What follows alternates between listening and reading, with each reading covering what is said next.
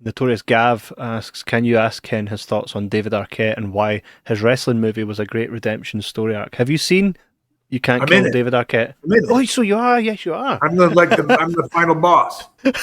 That's right. So you are. So yeah, what are your thoughts on David Arquette? I love David Arquette. I think he's a great person. Big fan of like the movies that he's done and the roles that he's done. I'm not such a huge fan of that documentary though, and here's why.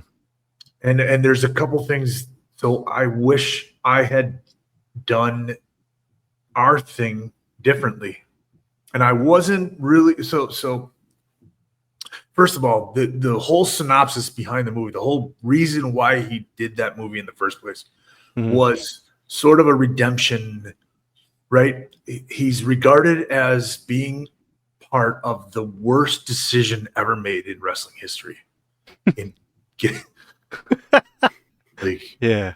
you know, hands down, you go up to a wrestling fan that is actually a wrestling fan, has been a wrestling fan. What's the worst thing that's ever happened in wrestling? David Arquette winning. Apart from that, Owen Hart. Wow. Apart from that. I mean, yeah, obviously. Yeah. But I'm talking like storyline wise. Mm-hmm. You know that Mark Henry had a hand with Mae Young, though, right? I mean, this is another conversation for another day for sure. But I it's on the Mount Rushmore of worst decisions. There you go. Right? Yeah. So his whole thing was he wanted to be taken. He actually loves the business and he respects the business. He wanted to be taken seriously. And he wanted to, like, almost as an apology letter to the business, say, here, it's one of those situations that we talked about with Miz, right? Like, if somebody's given this opportunity, who would turn that down? I know. Like, if they came to you guys right now and said, we want to put the WWE championship on you, you would go, yeah, that doesn't really make sense. That's Do you know? I didn't pay my dues. I didn't go through the whole yeah. Right? You'd take it. Of course. Well, see, I always thought this, right? See, if I had made a name for myself outside of wrestling, knowing that I've spent a bit of time in wrestling and I can take a good ass whooping, if I ever crossed paths with WWE, AEW, TNA, and they offered me a spot on their show, I would say yes, but I would say, look, have someone beat me up. Like, don't make me the victor here, because it's an honor for me to be part of your show, right? But there's no long term, you know? But if they said, Kevin, this is what you're doing. This is what we want you to do. Yeah. We don't need your input. We don't need your creative input. Wrestling's not like that. Yeah, of course. Let us be creative, Kevin. Let us do the creative, right? That's my job. Are you interested in doing this? We want to put the championship on you and we want to push you to the moon for the next month. Hell yeah. Of course I would. Yeah, of course, right? So, but he wanted to do it right. But then, Brian Knobs runs a promotion, or did run a promotion-ish. He did a series of shows called The Legends of Wrestling, and they would be attached to like baseball stadiums. We did one in New York with the Mets. We went to Mets Stadium. We did one for the Miami. What's the Miami-based Major League Baseball team? The whatever that is. I'm not a big baseball guy. Did probably like 5 or 6 of them, and then we did one in Detroit.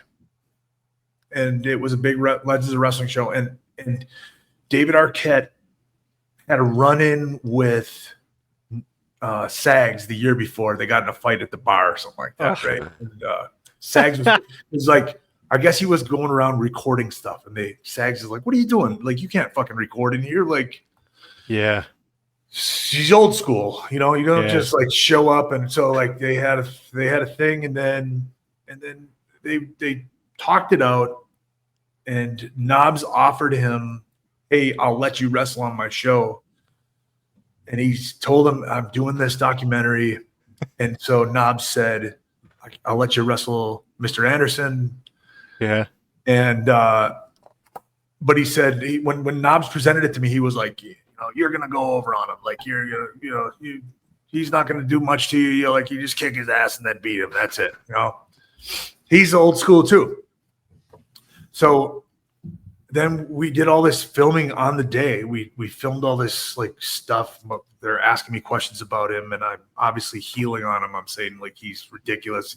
He's an embarrassment to the business and all this stuff, which I don't actually feel, right? But it's acting. Mm-hmm. And then at the end of the so I fucking had this little match with him, and then I beat him. Had I known that I was going to be the final boss in this movie, I would have put him over. Right. That would be the redemption. So they had to do some clever editing to make it appear like he finally won, but it would be so much better if there was that 1, 2, 3, and then David standing over me at the end. The other thing that I don't like about the movie is he wants to be taken seriously, but then he goes and he does all this backyard wrestling. Yeah, and then he does this fucking. They're in Mexico. Yeah, crosswalk doing wrestling. Yeah. Instead of usually you're at a crosswalk and they come up and they start washing your windows and they want I wondered about flowers or chiclets or whatever, and these guys are wrestling. It was So that's the only thing that I wish. The only thing I wish all those things were different. I just wish he had, and I offered to train him too. I said, you can come to my wrestling school. I will train you. You can film it. That would have been great for the academy. But it also would have been, I would have enjoyed that. I would have loved to do that. Even if he didn't film it. Yeah. I would have, I would like that he would actually get properly trained to some degree. Yeah. That makes sense. I really enjoyed it to an extent. I do agree. I think some of the things that he was going through, I was like, I don't think that's what wrestlers have to go through. But I think, at the end of the day. Gage. Yeah, what the fuck? Getting stuck. Yeah. I just saw he was at that ECW or that show in the ECW arena the other day. Oh, was he? Nick Gage? Yeah, and I missed him. I saw him. He was there with a little white fluffy dog, which is so funny, right? The hardcore, the badass guys are always the kindest, sweetest human beings on earth. But I don't know whatever he was wearing, I didn't recognize him. So I kind of just shook his hand, said hi, but I would have loved to sit down with him, have a little conversation.